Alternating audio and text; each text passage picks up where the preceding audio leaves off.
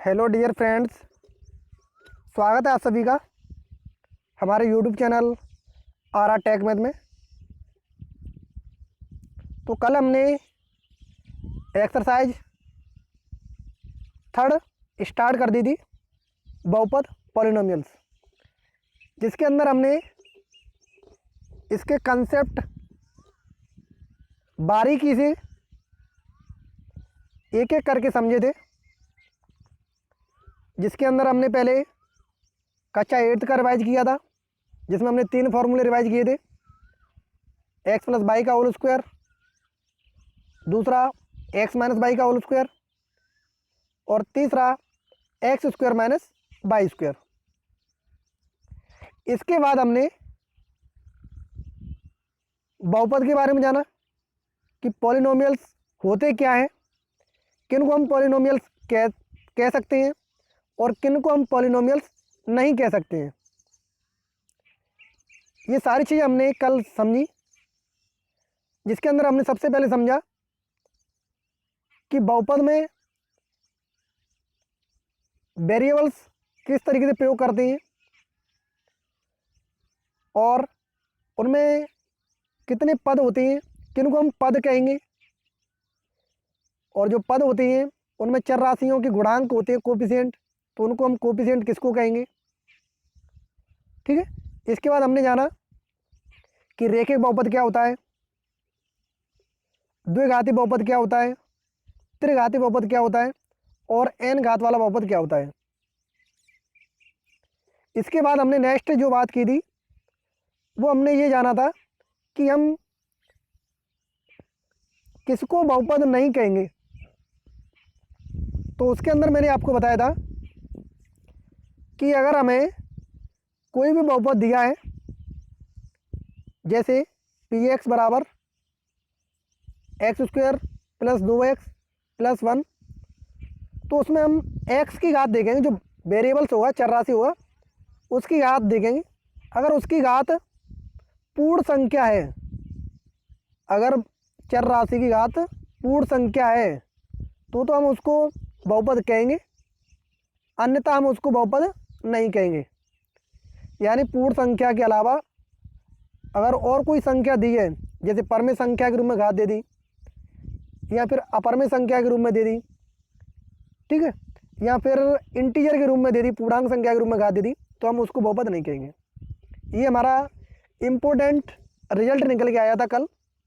तो आज हम इसके एक्सरसाइज के जितने भी क्वेश्चन हैं उनको सॉल्व करने वाले हैं एक एक करके। तो चलिए स्टार्ट करते हैं। और सबसे पहले जो विद्यार्थी नए जुड़े हैं वो यूट्यूब चैनल को सब्सक्राइब जरूर करें, क्योंकि ये वीडियो आपको इसी तरीके से रेगुलरली मिलती रहेंगी। ठीक है, और वीडियो को लाइक करें। तो चलिए स्टार्ट कर दें। पहला क्वेश्चन, निम्न व्यंजकों में से कौन से बहुपद हैं तथा बहुपदों के चरों की संख्या भी बताइए कि उसमें कितने चर हैं। चर मतलब जो हमें समीकरण दिए होंगे, जो बहुपद दिए होंगे, व्यंजक दिए होंगे, उसमें कितने चरों का प्रयोग किया गया है। और चर हमारे क्या होते हैं, एक्स वाई जेड टी, इस तरीके की जो संख्याएं होती हैं वो चर होती हैं।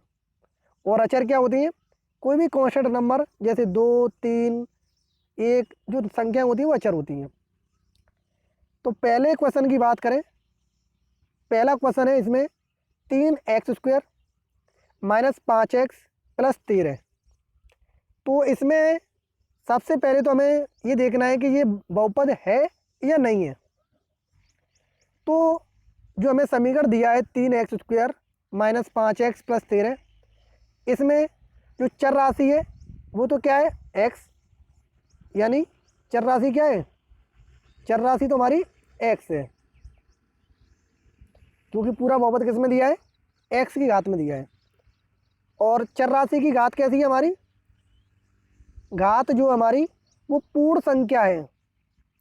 कैसे, क्योंकि 3x², तो x² वो भी क्या है, 2 है ना, घात x की घात 2, वो पूर्ण संख्या है। फिर दिया है -5x, तो x में भी घात कितनी है, 1 है। फिर दिया है 13, तो वहाँ पर भी एक्स की घात कितनी है 0। तो यानी जो घात हमारी वो कैसी संख्या है, पूर्ण संख्या है। ठीक है, दूसरी बात तो ये समझ में आ गई। तो यानी ये हमारा बहुपद तो है। ठीक है, ये क्या है, बहुपद है, और जिसमें चर राशि कितनी प्रयोग हुई है, सिर्फ एक चर राशि प्रयोग हुई है, वो भी क्या है, एक्स। तो हम इसको कहेंगे ये हमारा बहुपद है और इसमें चर राशि क्या है, एक्स है। तो देखिए यही है, व्यंजक हमारा एक्स की घात में है और पूर्ण संख्या दी है उसमें, और उसमें एक चर राशि का प्रयोग हुआ है, इसलिए इसको एक चर का बहुपद के भी कहते हैं। अब क्वेश्चन नंबर दूसरा इसका, y² + 2√3। तो यहाँ पर भी हम देखें कि चर राशि हमारी क्या है, y है, और y पर जो घातें दी है वो क्या दी है, पूर्ण संख्या दी है, क्योंकि यहाँ पर सिर्फ एक ही y² दिया है और जो स्क्वायर है ना वो घात 2 है, तो वो पूर्ण संख्या है, तो हम इसको भी क्या कहेंगे, बहुपद कहेंगे। और ये हमारा क्या है, बहुपद है, क्योंकि इसमें सभी घातें क्या दी, पूर्ण संख्या में दी है। ठीक है, अतः यह व्यंजक एक चर वाला क्या है, बहुपद है, क्योंकि इसमें एक ही चर है y, तो एक चर वाला बहुपद है।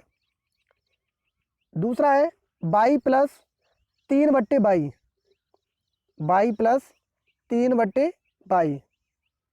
तो ये देखिए ये दिया है y + 3/y, और जो नीचे y दिया है इसको अगर हम ऊपर ले जाएंगे तो इसकी घात माइनस की हो जाएगी, यानी ये कैसे हो जाएगी, y + 3y की घात -1। तो यहाँ पर जो घात आ गई चर राशि की वो कैसी आ गई, माइनस की, तो हम इसको बहुपद नहीं कहेंगे। ठीक है, तो ये हमारा जो है वो बहुपद नहीं है, और इसमें चर राशि क्या है, y है, तो ये एक चर वाला बहुपद है, तो ये क्या है, बहुपद नहीं है, और ये इसमें एक चर है। नेक्स्ट क्वेश्चन की बात करें तो उसमें सिर्फ दिया है 3, तो 3 हमारा क्या है, एक अचर बहुपद है, क्योंकि कांस्टेंट नंबर दिया है सिर्फ, तो हम इसको अचर बहुपद कहेंगे। दूसरा है 2√x + √3x।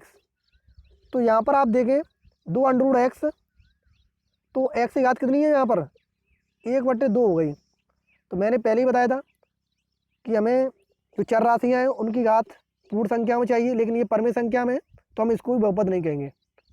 और इसमें जो चर राशि है वो सिर्फ एक ही है, वो भी क्या है, एक्स। नेक्स्ट क्वेश्चन है इसका, x की घात 12 + y की घात 3 + t की घात 20। तो यहाँ पर सभी घातें कैसी हैं, पूर्ण संख्या है, तो ये हमारा बहुपद होगा। और इसमें कितनी चर राशियाँ हैं, तो इसमें 3 चर राशियों का प्रयोग हुआ है, एक है x, दूसरी है y, और तीसरी क्या है, t। तो इसमें 3 चर राशियाँ हैं, कितनी है, 3।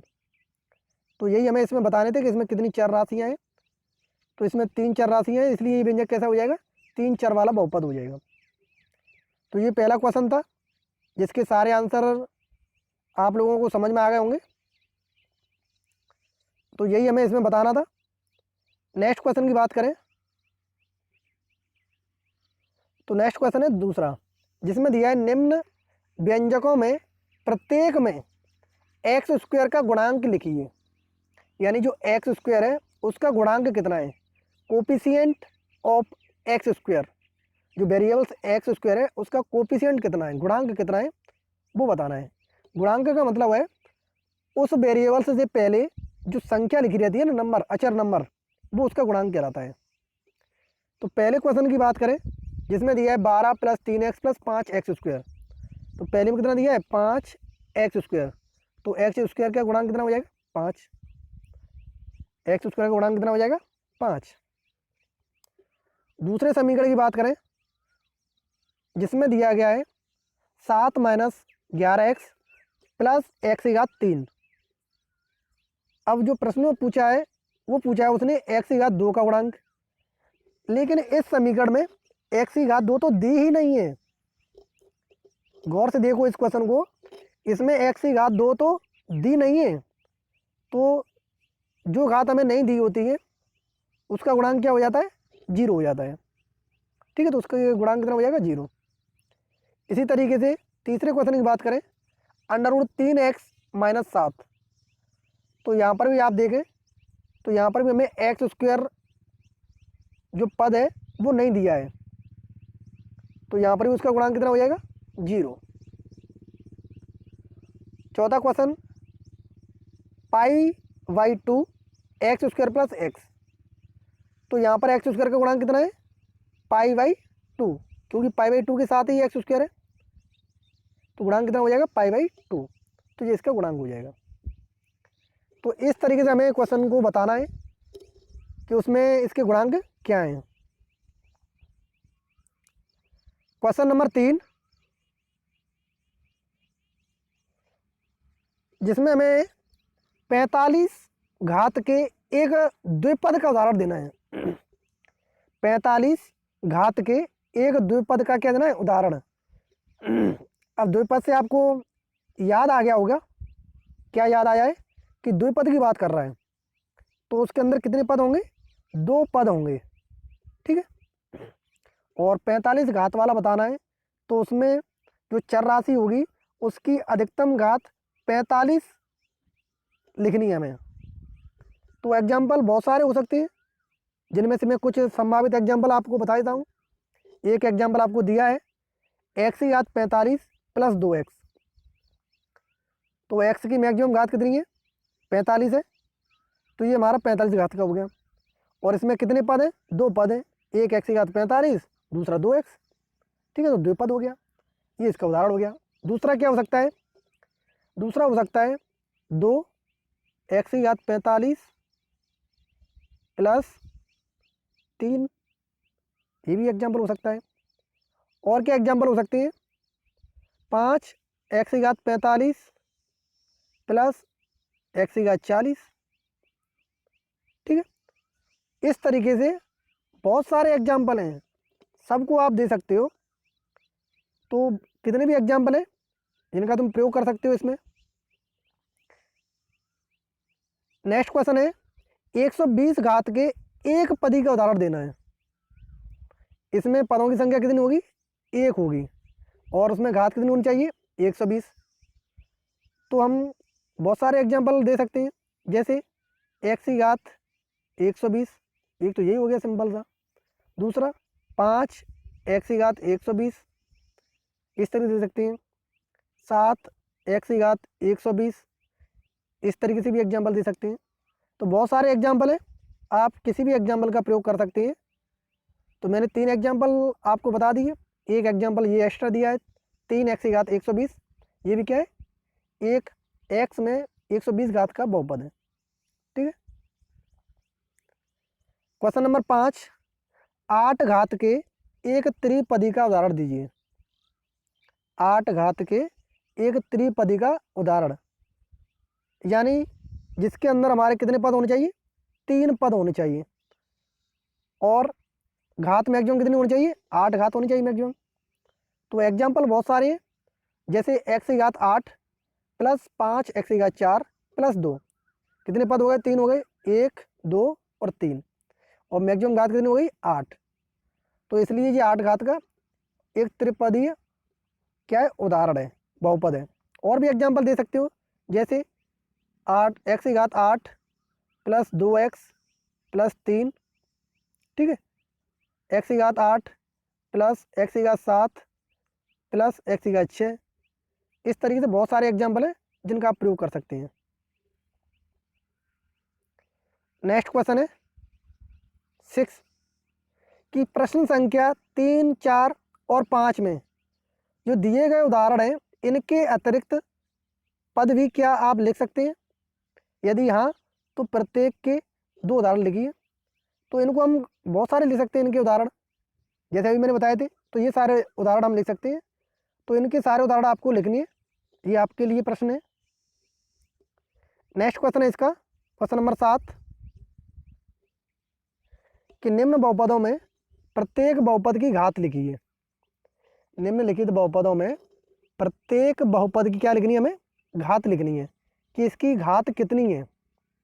तो घात के बारे में मैंने बताया था कि कोई भी डिग्री ऑफ पॉलिनोमियल्स होती है, वो उस बहुपद में जो चर राशि होती है उसकी अधिकतम घात होती है, यानी उस पर कितनी अधिकतम घात लिखी है। जैसे पहले समीकरण की बात करें, तो पहले समीकरण में लिखा है 12 - 3x प्लस 2x की घात 3। तो यहाँ पर x जो चर राशि है उसकी अधिकतम घात कितनी है? 3 है। तो ये 3 घात का बहुपद हो जाएगा।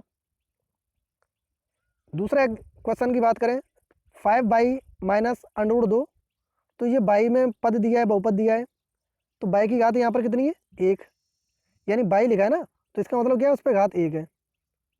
और जिसमें कोई भी राशि नहीं लिखी है, जैसे नेक्स्ट एग्जाम्पल है 9, तो इसमें क्या लिख सकते हैं हम 9 बाई की घात 0, जिसमें कोई भी पद नहीं दिया है उसको हम घात 0 लिख सकते हैं। तो यहाँ पर घात उसकी कितनी हो जाएगी 0। लास्ट क्वेश्चन इसका 3 + 4t², तो यहाँ पर t² है, यानी t की घात मैक्सिमम कितनी है 2। तो ये आपके सारे प्रश्न हैं जो आज कंप्लीट हो गए। तो मैं समझता हूँ कि आपको ये सारे प्रश्न अच्छे तरीके से कंप्लीटली समझ में आ गए होंगे। और अगर फिर भी आप लोगों को कोई डाउट है तो आप कमेंट बॉक्स में पूछ सकते हैं, व्हाट्सअप भी कर सकते हैं किसी प्रश्न को लेकर या किसी टॉपिक को लेकर। अगर आपको डाउट है तो आप बेझिझक पूछ सकते हैं। तो आज के लिए इतना ही। अगर आप लोगों को ये वीडियो अच्छी लगी हो तो वीडियो को लाइक करें, कमेंट करें और ज़्यादा से ज़्यादा लोगों तक इसको शेयर करें, जिससे बाकी विद्यार्थी भी इन वीडियोज़ का फ़ायदा उठा सकें। ठीक है, तो जय हिंद दोस्तों।